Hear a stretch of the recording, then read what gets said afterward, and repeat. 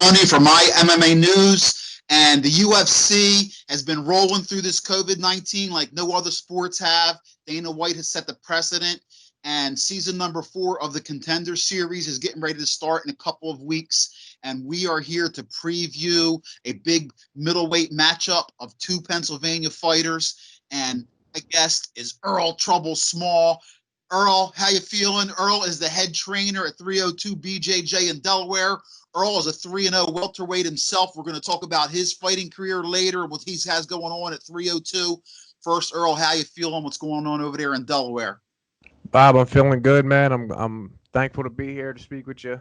Uh, Delaware COVID, it's still a little rough, but we're still getting some good training and still working as always. Great. Well, listen, let's talk about this big middleweight matchup. We have Dustin Stoltzfus, who has fought exclusively in Germany, but he's ranked number 1 because he's in Pennsylvania by Tapology, because that's where he's from. He's 12-1. He's taken on somebody you and I know very well, Joe Bodybagz Pyfer, who's 7-1. And let's give me your, Joe is ranked 5th. So we had the number 1 and number 5 ranked Pennsylvania fighters matching up at middleweight on season 2, August 11th of the Contender series. I know that you have watched film on Dustin. You know Joe very well. Give me your, early thoughts on the fight before I ask you a couple questions about it. You know what, Bob? I would look at this fight from like a teammate of Joe's, like that kind of perspective. And all respect to Dustin. After watching his fights, I didn't know who he was until I watched his fights, and I was really impressed. Seems like a very well-rounded guy, a very aggressive guy. And I immediately started to think from Joe's perspective, where does he win this fight? What does Joe need to do? What do I think, from my experience, where Joe needs to be at to beat this guy? And after a few fights of Dustin, and this is not a shot at him by any means, but I felt like Joe was still the more talented athletic fighter, where Dustin is very aggressive and very well rounded. I think you've been cornerside for many of Joe's fights. You've seen the ability that he has to finish and end a fight at any moment, and he's just an overall very talented athlete. And I think for a fighter of that caliber to take on an aggressive kind of style like Dustin's, it's difficult. And not just difficult physically where you're training, but mentally. Being on a big stage and preparing yourself knowing that the finish may not be there, so you have to put on a big pace for a long time. And I think if we see that out of Joe, and I think if he works on his mental capacity with his coaches, I know Sam, Rick, and all them, I think they should be ahead of this, seeing this. And if Joe is in the right mental state, nobody's going to stop that kid. He's very talented. So I'm interested to see, man. I'm extremely interested to see. I think either way, it's a huge opportunity for Joe coming out with a victory or a tough fight against a tough guy. He's going to learn a lot about himself, no matter what happens, win, lose, tie, or draw. And I'm very excited to see it. Well, let me ask you this, because, like you said, Joe was an aggressive fighter. I don't think we've seen Joe on the bottom in any fight. I think he's been on top, or it's been a stand-up battle. And you know a lot about Joe's camp. I mean, you come from a balanced family. So tell me what you think about Joe's. We haven't really had to see him. He did get submitted one time by a guillotine choke. And listen, anybody can get caught in a guillotine. But talk to me what you think about Joe's, submission defense, the camp he's working on with that. Do you think, because Dustin does have 5 submissions, and we went over them, was 5 different ones, including a twister, which puts him in rare company with you as guys who have finished a fight with a twister, but he has 5 submissions with 5 different ones. Tell me, how that matches up with Joe's submission defense and who's helping him get ready. I mean, Ricardo Megaris is, the godfather of BJJ in Philadelphia. So how do you see that? You know what, Bob? I believe for like the naked, untrained eye, because you used the word aggressive. You said Joe's very aggressive. I believe Joe's more of a tactician. I think that he's very talented in all aspects. He has a decent wrestling career, excellent striking, and his jiu-jitsu. Of course, you see who is in his corner. I've worked with him myself, training, etc. I think that skill-wise, they're both evenly matched up. What I'm referring to and what I'm seeing is on a big stage against a tough opponent. We've seen Joe against like the Roncaroni fight. He took a little bit of adversity, prevailed. In CES, he fought a tough opponent. I forget his name, but we've seen Joe being very patient, controlling the fight the entire time, and we've seen the growth from amateurs, him coming in, knocking his opponents out. That's what a lot of the naked eye MMA sees. But me, as a training partner of Joe's, I see there's a lot more to it, very technical in all verses of it. And just being a balanced guy alone, you specifically asked about his submission defense. Just as a grappling guy and a balanced guy alone, I'm not too worried about this guy throwing something at Joe he's never seen before or being a technician that's superior to Joe. Again, I feel like whatever Joe shows up, whatever mindset he has, it's going to be a hard fight for even, top level guys and who he trains with as well, and the UFC, etc. Let me ask you this, because Joe has only gone the distance one time, and it was a superior performance at CES where he dominated the majority of the fight. Do you see this fight, the longer it goes, Dustin may have more of an advantage since he's been the distance so many times? Or do you think it doesn't matter that Joe will be fine for the 3 rounds, 5 minutes apiece? I think Joe works his damn ass off. So physically, I think he'll be fit and ready for the fight. I think there'll be a slight advantage. If I'm Joe and I'm in Joe's corner, I'm going to tell him if it does go the distance into the third and the second, those guys are going to be wet. Those guys are going to be slippery, etc. So I wouldn't be too worried about scrambling, getting back to your feet if the fight goes to the ground. Again, what needs to happen is if Joe has less experience going to later rounds, now you're going to be on a big show, on a big card, really preparing yourself mentally and putting yourself there if that happens. Which it may, because Dustin is a pretty tough guy. And that's why it's a big win-win for Joe no matter what, because he'll be beating a great guy, perhaps possibly getting a big contract, or he's going to learn so much about himself and getting experience against a dude that's the shit. Dustin is a great fighter. So I think physically he's there. We're going to see where he's at. I haven't spoke to him recently. We're going to see where he's at stepping up on that big stage. And me, you, the world, we may be in for a big surprise. We may see perhaps sometimes you throw people in water, you throw them in the fire, and water, they swim. You'll see what type of person Joe is through adversity. So he may actually perform like we've never seen before. And it's very interesting, and that's why we all love MMA. Yeah, listen, I seen a picture on Instagram yesterday. He's got an amazing camp going on. I'm not sure where Dustin's working out at, but like I said, like you said, Joe is definitely working hard.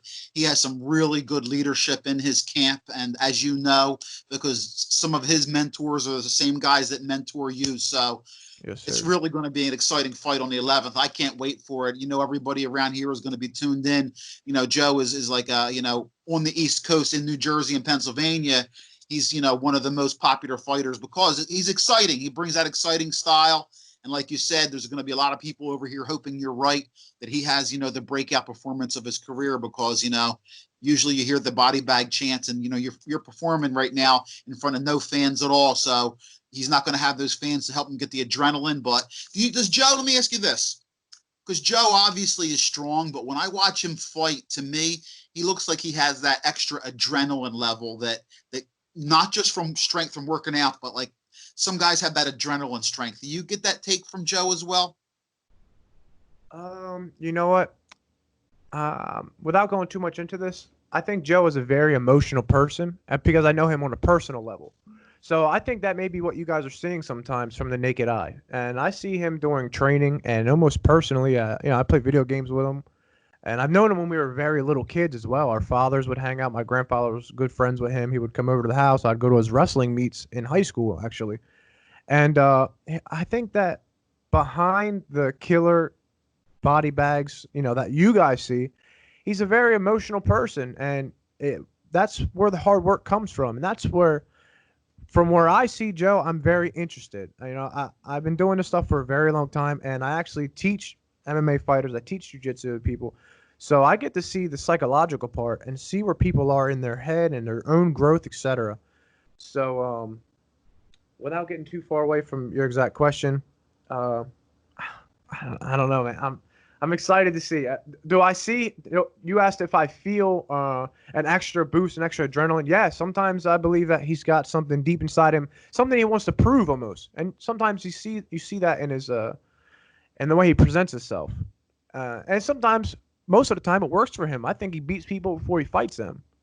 So now we're going to see again another very experienced guy who's been in wars. Who's going to say, all right, I've already fought tough guys. I've already got cut. I've already been to the decisions. So it's just going to be another guy ready to rock. And Joe needs to be prepared to that and say, you know what? Guess what? I'm meant for this. I'm a talented motherfucker, for other words. I'm talented as shit. So let's go. It'll be a big win-win for Joe if he plays his cards right, no matter what happens. Can't wait for that fight August 11th. Listen, in the meantime, while we're waiting for that fight, let's talk about what you got going on over there at 302. I know you have several fighters who are gearing up to make their pro debut. I also want to talk to you. First, let's talk about who you got. You got Devin Estes, you got Lionheart, you got Ben Coyle. Tell me about your crew and what you see, in the coming future as the regional MMA is opening up some more and more. I'm so proud. Like I'm very proud, and I'm very. I just love it. I'm around so many great people. So many people that are they just work hard. They push themselves. The specific names you said, I feel really bad for Devin. She's been trying to make this pro debut happen for a really long time, and I have a lot of empathy for her because I've been in her shoes before, where your opponent backs out, or last minute, or your opponent gets hurt, or damn coronavirus, you know what I mean? Like, it's crazy. And you know what? That can really drain somebody mentally. And I've seen her, and again, Devin's a very emotional person, a very emotional fighter. I've seen her come through a lot of hardships in the past few years that I've met her through training, where she's, sometimes she's like, man, I don't know if I want to do this. This is tough. This is difficult. She's already, she had 2 kids. One time she was going to fight and she found out she's pregnant. Can you imagine? I was there. I was there. Can you imagine? So that's pregnancy, 2 pregnancies, coronavirus, and like people backing out. Jeez, it's like something's not right. Maybe I shouldn't fight. But somehow she prevails. And let me tell you something, Bob. She's looking better. Like, it's as if she is fighting and growing as she goes. So whoever was her initial pro debut should have fought her, because now whoever she's fighting, good Lord, watch out. You brought up Ben Coyle. That is a hard-working little SOB. And I'll tell you what, something I really like about Ben, he's one of those I don't give a shit dudes. He loves to bang. He loves to throw. He'll spar. He'll grapple with anybody at the gym. He's got a great attitude, and he works really hard. He was supposed to make his debut in CFFC. Yeah, I think August 15th. Unfortunately, his opponent just backed out. So they're in the mix of trying to get somebody new. Cross our fingers, hopefully it happens. But definitely look out for that dude. And just to throw some other names out, we have both the Lyons brother, James Lyons. He's also a CES champion. A ton of awesome amateur fighters. John Mayberry. We call him Johnny Cash. His real name's Eric. A few pros. AT. A monster, the hardest hitting dude. We got Andre, always coming down training. Everybody knows Dre. You'd be surprised, man. You see our room, and it's like, Delaware? You guys are in Delaware? What's going on here? We got a room of killers, and it's a great environment, man. I think that's why we have such a good name. So many good people talk about us. They're like, wow, these guys, they can fight, and they're awesome people. Hey, I've been there a few times. I know what that room looks like. Believe me, there's a bunch of monsters over there, and you know what? It humbles everybody, which is awesome. Now, speaking of monsters, man, I want some good news. Give me something. Listen, it's been a while since you've been in the cage. You're an elite submission guy. You have some serious jiu-jitsu. I know you took some time off. Moving forward, what's your plans? Are you returning to the cage anytime soon? I mean, I know this COVID really struck, so it changed a lot of people. I'm hoping it said to Earl, trouble small, said, you know what? This virus came. I got to take an opportunity when I can. Tell me what's going through your mind about as far as you getting in camp and returning to the cage again. All right, so there's a lot here. Again, I keep preaching that fighting is very mental, and fighters are very emotional. Sometimes Rick Miglerese uses the word prima donnas. You know, fighters can be crazy. They can be it's fighting is ups and downs, ups and downs. And throughout this quarantine, man, I really took the time to sit to myself, think to myself. Number one, I got bored as shit, right? There's nothing to do but sit here and dwell. And I'm just at a point in my life, man. I lost my grandfather. I had a falling out with some people in my family, and I was like, you know what the hell am I doing? Like, I love my school. I love my gym. I make money doing what I love to do, and it's a blessing, And what happened was I get very content. Who wouldn't? You get to do what you love to do, and I got content. So I don't know. Something just broke with me during this quarantine.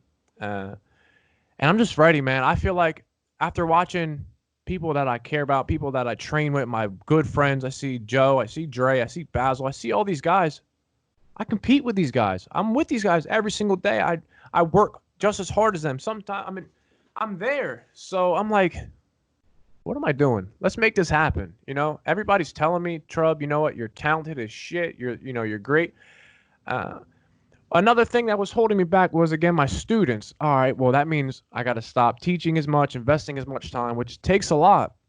But I got people like Larry Edwards, another black belt on my school. Steve McCabe, man, big shout out for him. He's extremely, extremely, I think, underrated in just the whole Tri-State, System X. Extremely underrated as a coach because that guy right there, man, will invest anything. If he likes you, oh my God, he'll invest anything into you. He's cut weight with multiple fighters, different occasions, but week to week to week to week, driving all around the country. Same as myself, but it's rare. It's very rare to find somebody like that. And he's a very emotional dude. And that's really what you want, man. Somebody who's not just there because he's getting paid. He's not there because it's cool. He's there because he wants to see what's best for you. But as far as myself, Bob, for lack of a better words, man, like, I'm just ready to fucking snap. I'm really ready. I'm really ready to snap. I'm thinking about a few different venues to fight for. Maybe taking it's been a while. It's been over a year since I fought. Maybe just taking a nice little fight, signing a management company, start getting my name out some more. I already have a decent name around here, but just making some moves, man. After seeing Joe, after seeing Kyle Dawkins, after seeing, Dre's making a big name for herself, it's inspired me. And I feel like I got big finishes, things that nobody sees. Nobody see what I do in jiu-jitsu. I'm the man. I'm doing this stuff in MMA. People want to see this shit. Let's go. Sign contracts. Put somebody in front of me. I'm going to train my ass off. Let's get it. You got me all pumped up, baby. I can't wait for the return of trouble. Man, Earl, listen, thanks for giving me some time. I'm sure we're going to enjoy watching Joe fight. Keep doing what you're doing, getting your guys ready. And, as soon as you put your name on a dotted line, you let me know. And I can't wait to talk about your return.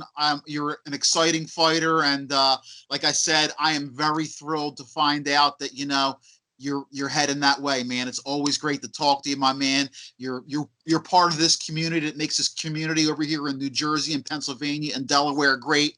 I see you at every event, whether you're working a corner or you're there cheering for one of your friends or teammates. It's always great to talk to you, my man. I can't wait to talk to you again soon. Bob, thank you so much, man. I always talk to you on the sidelines and tell you what it means, what you're doing for the community. You and Adam, you guys are awesome guys. Every time I reach out to you, it's very much big respect for you guys. You guys are awesome. I appreciate you reaching out and giving me the time. Hey, man, if I can give a little bit back to the fighters, so you were saying how hard you guys work, that makes me happy. I appreciate the kind words. Earl, Trouble Small, coming to the cage for another submission soon, baby. Thank you, Bob. I appreciate it, brother.